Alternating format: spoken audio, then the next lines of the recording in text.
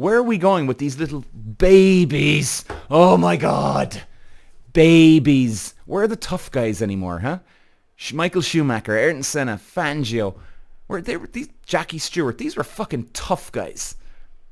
You know, they didn't take shit. They just get on with the fucking job. Niki Lauda, another hard man, tough guy. Hakkinen. So many of them. But no, these little babies. Peter.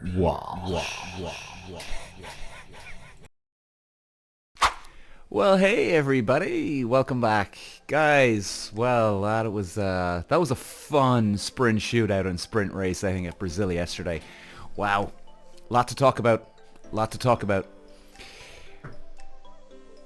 The complaining from Formula One drivers, it's just, Jesus Christ. They're just turning into such girlies, little 5-year-old girlies now, guys. It's getting a joke. Ocon and Alonso. But we're going to get to that in a minute, that incident yesterday. If you didn't see it, guys, it was ridiculous. So anyway, okay. So a couple of notes here, guys. I'm just taking a look now as we go here. So we're looking at the sprint shootout and the sprint race today, guys, and obviously our next episode is going to be we're going to review the qualifying for the main Grand Prix and the Grand Prix as well. Alright, so this episode is just the sprint and sprint shootout. So, a couple of interesting points here for that sprint. And at the start, you know, we're going to have a talk about Verstappen here, right? Because, just bear with me, I'm just having a look at my notes here now, guys. And what I didn't like about it in the shootout 1 was Verstappen was bitching and moaning again. Now, guys, as you know, I am a fan of Max Verstappen. What I'm not a fan of is people fucking around. Okay? Acting the fucking dipshit, fucking around, taking advantage of people. I like when people treat each other with respect. I mean, as I think you all guys know, I'm a huge Ayrton Senna fan. If Senna was fucking around, I'd call him on it too. If I was fucking around, I'd call him on it too. So, I'm not having a go because it's Max Verstappen. No, I'm actually a fan. But like in the sprint shootout, okay, in the qualifying now. So,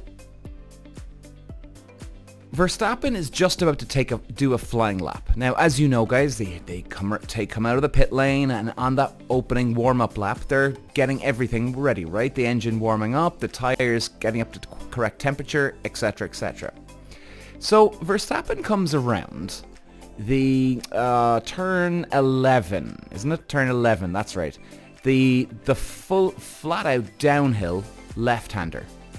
Now that's just before turn 12, and then you come back onto the straight.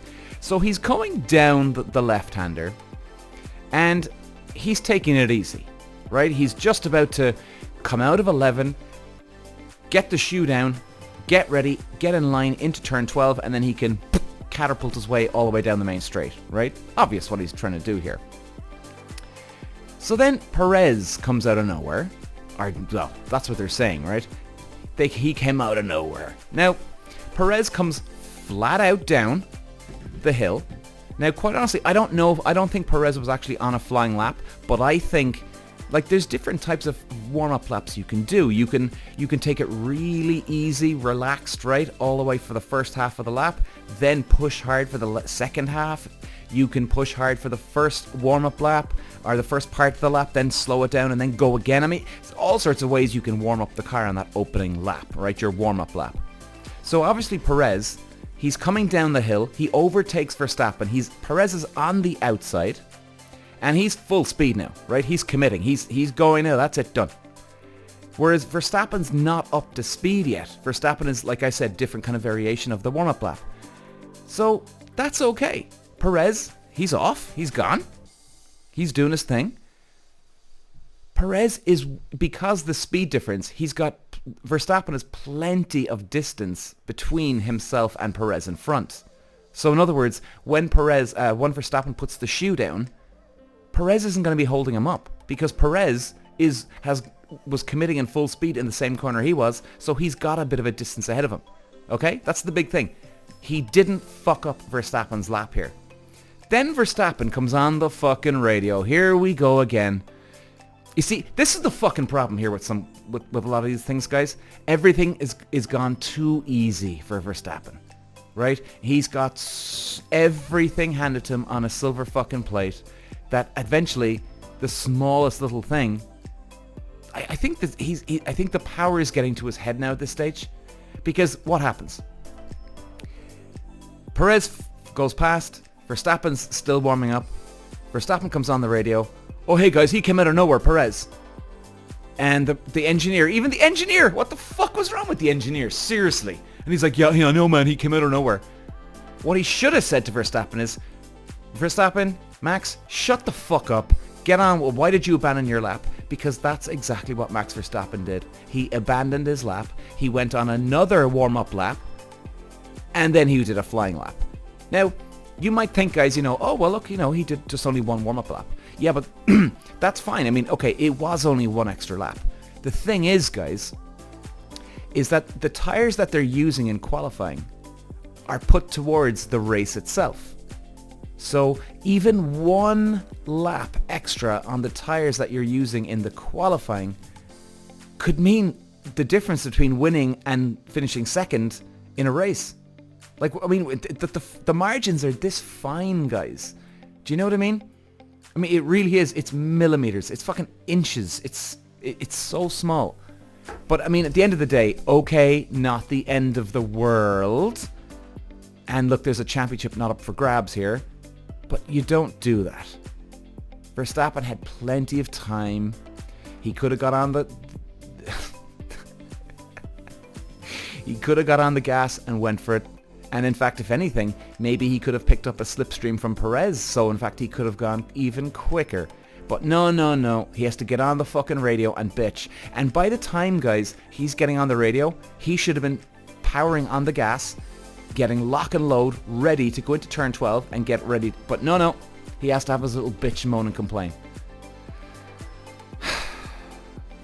And I'm a fan. Like, come here, lads. Where are we fucking going with this shit? Where are we going with these little babies? Oh my god. Babies. Where are the tough guys anymore, huh? Michael Schumacher, Ayrton Senna, Fangio. These Jackie Stewart. These were fucking tough guys. They didn't take shit. They just get on with the fucking job. Niki Lauda, another hard man. Tough guy. Hakkinen. So many of them. But no, these little babies. Oh, let's move it on, guys, shall we? All right. So I'm just having a little look at my my notes. Okay, so that was my first note, guys. Now, here's another note, and here's another little baby. Sebastian Ocon and Fernando Alonso. In fact, guys, we're going to go to video for this one, okay? So if you're watching on YouTube, we're going to break down. If you're listening on audio, not to worry, ladies and gentlemen, not to worry. We're going to walk you through it anyway. So, guys, if you've seen the track, now before we go to the, in fact, let's just bring it up here anyway, so we'll be ready. So, guys, if you've seen the Brazil track, okay, they go into turn 1. They're coming from 8th gear down to 3rd. It's a left-hander. Then they're going in straight into a quick right-hander, it should be full speed, depending on your setup. Or it's almost full speed, right? After this turn 2, that full speed right-hander, they're going into an immediate long sweeping left-hander. Now, we're going to show you this on the video, but I'm kind of explaining for anybody on audio here. So this is where we had an incident with Ocon and Alonso in this third corner. Now, it's full speed. So there's not much commitment to do. The only commitment you got to do as a driver, guys, is just put the fucking shoe down. Full speed. There's no commitment, and it's not a hard corner where you're on the limit. Oh, this is close. It's a very, very comfortable, flat out left-hander, guys. All right. So what happens is, Alonso is in that third gear in that third corner. Now, he's at the moment, he's on the outside of the bend. Now, I think what we're looking at here is Alonso's doing a warm-up lap. So he's not fully committed. So he's not at full speed. He's on the outside of the bend.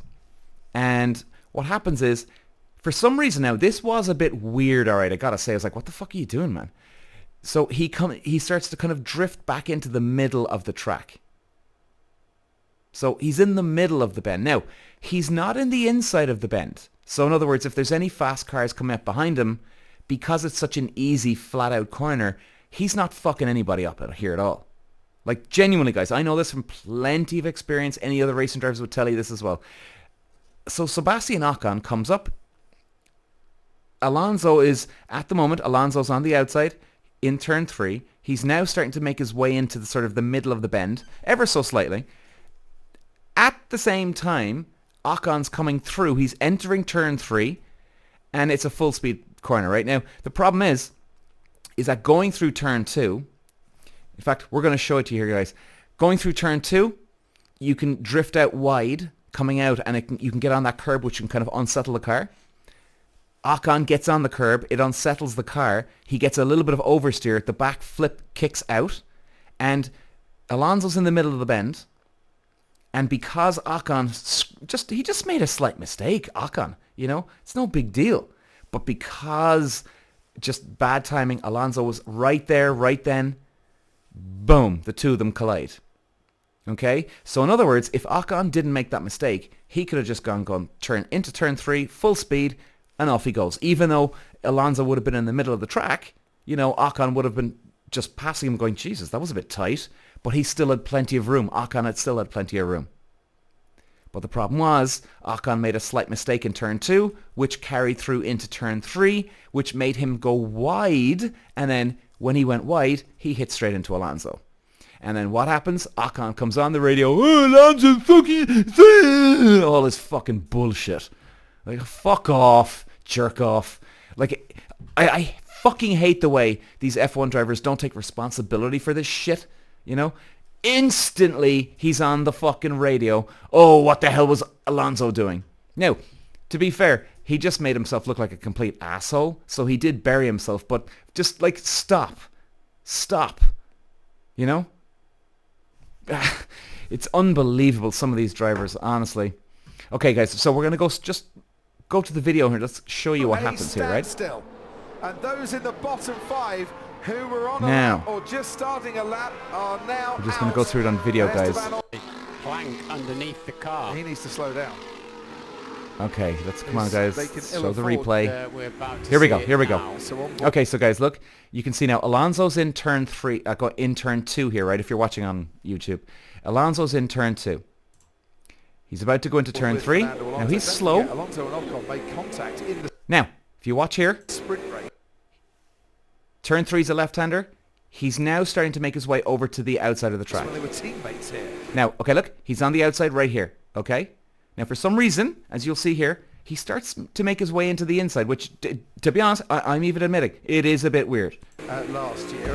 And now, did you see that? Jeez, it happens so fast. 1 second now. If I can I'm just going to try and go back ever so slightly, guys, to show you where he positions the car in the middle.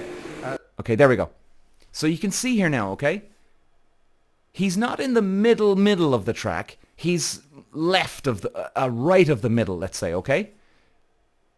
Now, it is, like I said, it's very weird. What the hell is he doing? Because he knows that there's people on a fast lap and they could be coming around this corner very quick, and the last thing you want to do is cause a collision. Now, if he's on a warm-up lap here, he obviously doesn't want to stay on the dirty part of the area because you're picking up you're picking up the dirt onto your tires, which therefore can affect the temperature. So if you are going to go off on a fast lap, it could affect you. Now, it's still at the start of the lap, so he still has plenty of time. Now, at the end of the day, if you're going to go that fucking slow, you have to stay off the racing line because you're a hazard, right? So let's have a look now. And then all of a sudden, Ocon comes along. Last year. Boom! What is going on there? He didn't see him coming, did he? Now, that does look weird, right?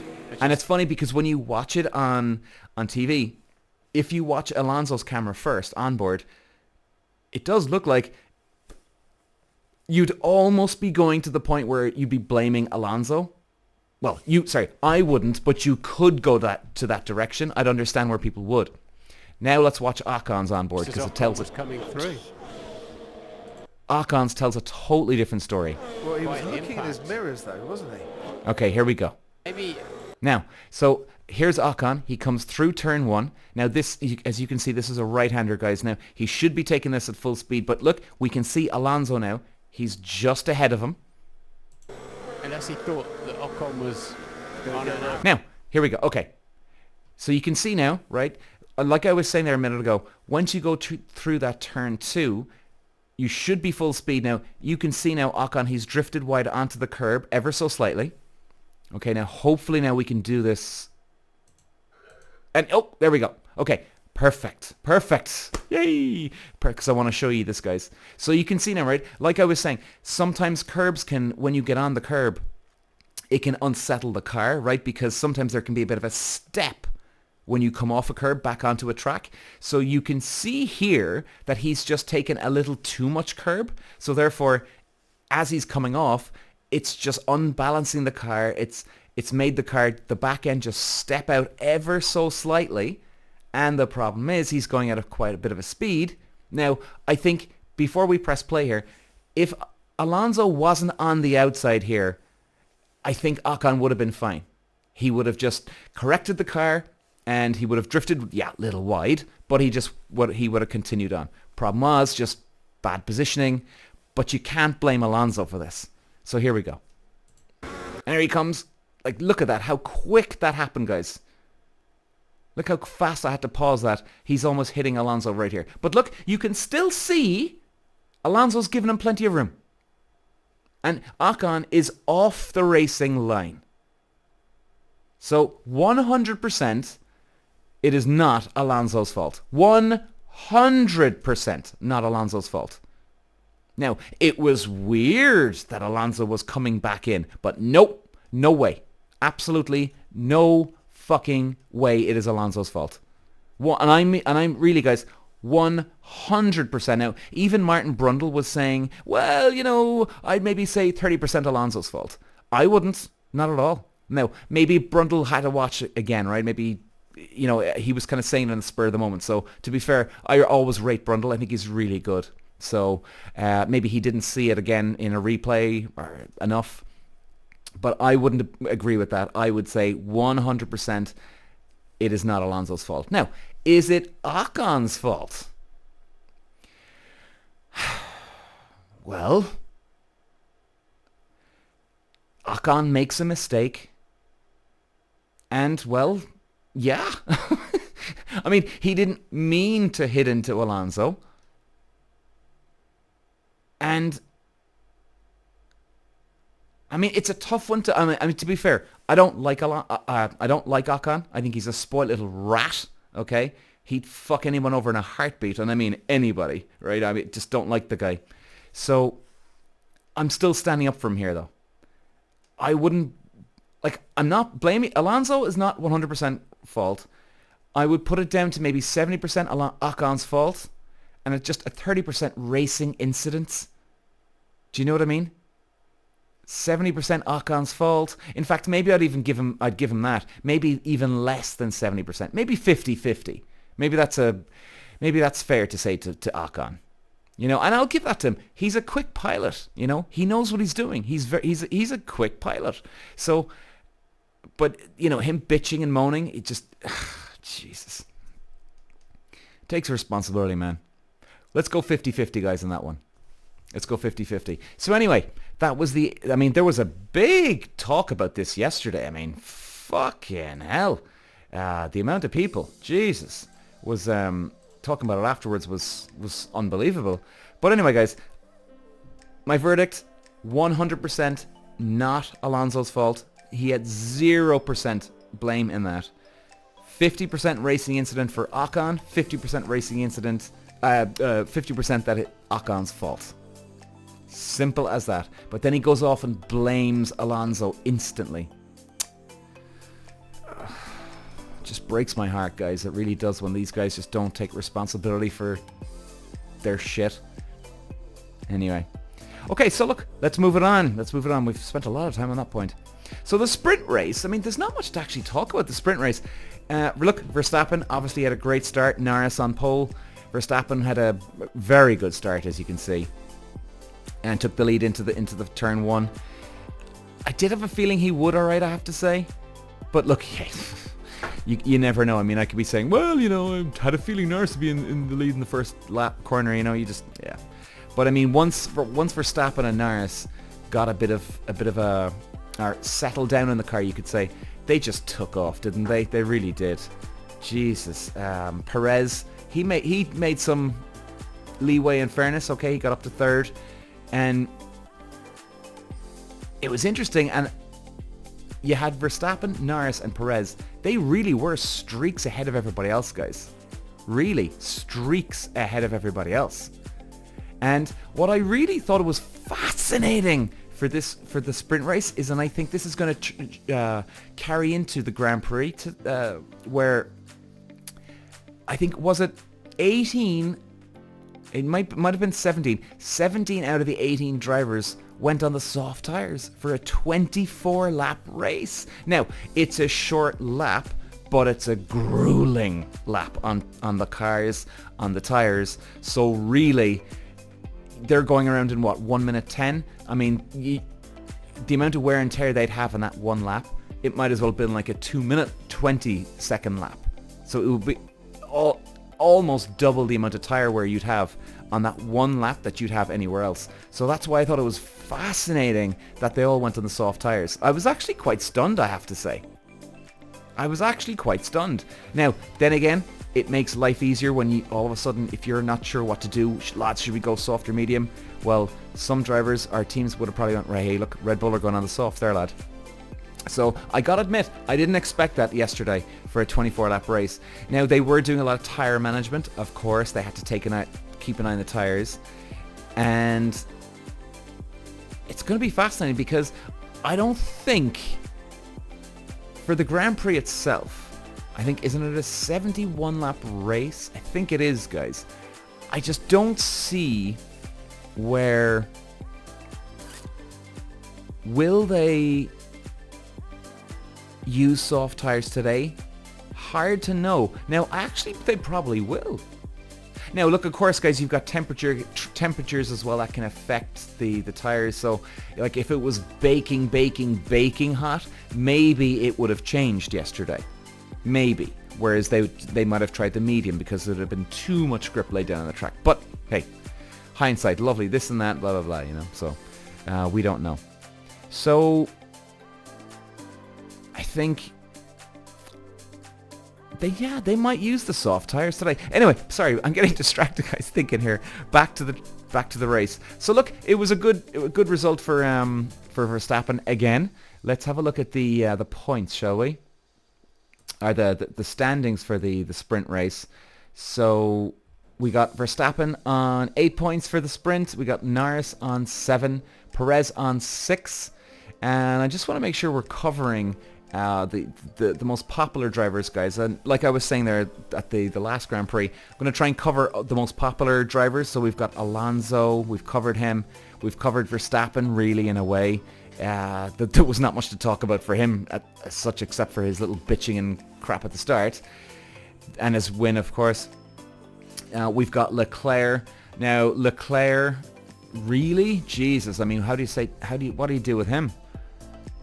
I mean, guys, they were putting it on pole, they're not putting it on pole, they're putting it on pole, they're not putting it on pole. I mean, and, you know, Leclerc finishes in, he was in 5th position yesterday. That's diabolical, guys. That's diabolical. Now, we'll talk about just Russell quickly. Russell, I genuinely thought, now I have to say, Russell, Hamilton, Mercedes would have been in the top 3.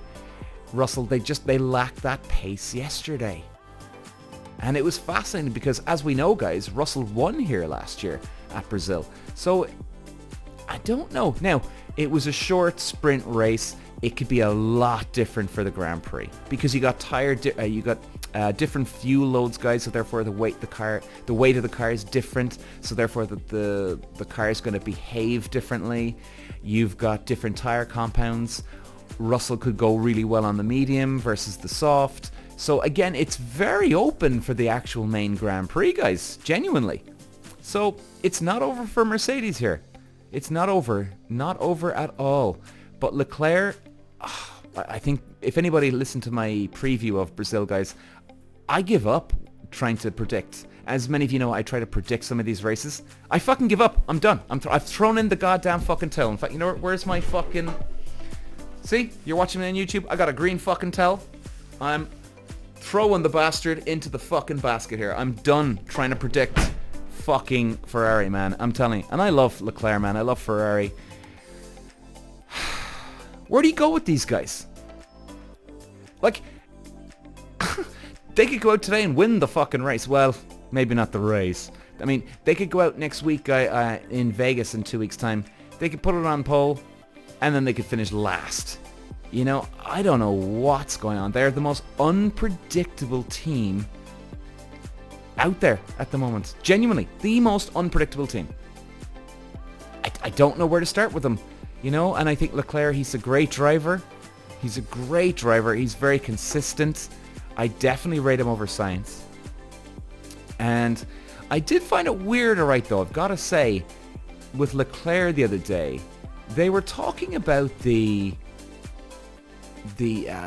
different formats, as in, you know, should sprint race be on a Friday or the Saturday? Should it be a longer, shorter race? What do people think? As in, how are how is the general public? Are they enjoying it? And you know, Leclerc turned around and he said, "Well, you know, I prefer to just get on with the show. You know, I've had enough of practices and stuff." I gotta admit, that did surprise me, and it disappointed me just a little bit about Leclerc. And believe me, guys, I love him. I love him.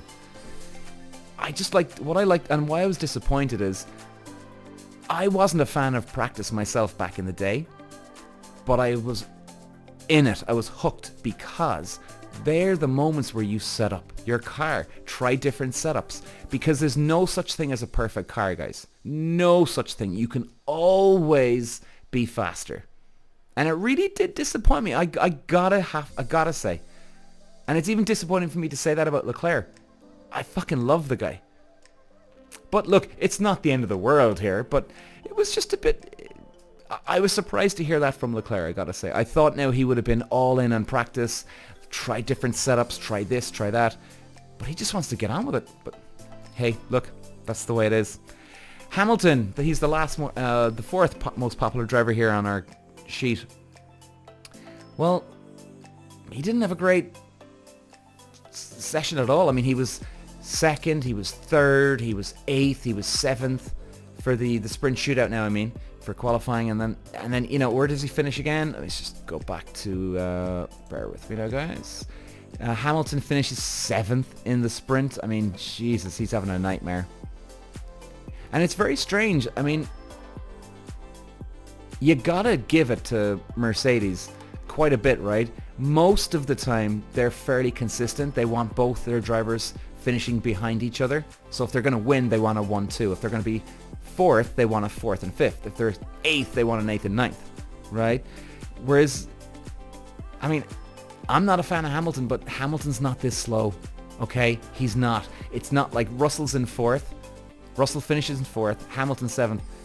Russell isn't, you know, he doesn't have a secret trick or secret sauce about Brazil where Hamilton doesn't know. It's not that. I don't know what's going on here. So it was very bizarre. Now, maybe Hamilton had some problem with the car. Maybe it didn't sound that way after the race, because I did hear his interview. So I don't think it was. But, yeah. Look, anyway, I don't think Hamilton's too worried about seventh at 2 points. Look, at least he got some points for the team anyway. But he'll be focusing on the main race anyway, guys. So, okay, guys, so that was it. So Verstappen took the lead, took the win in sprint.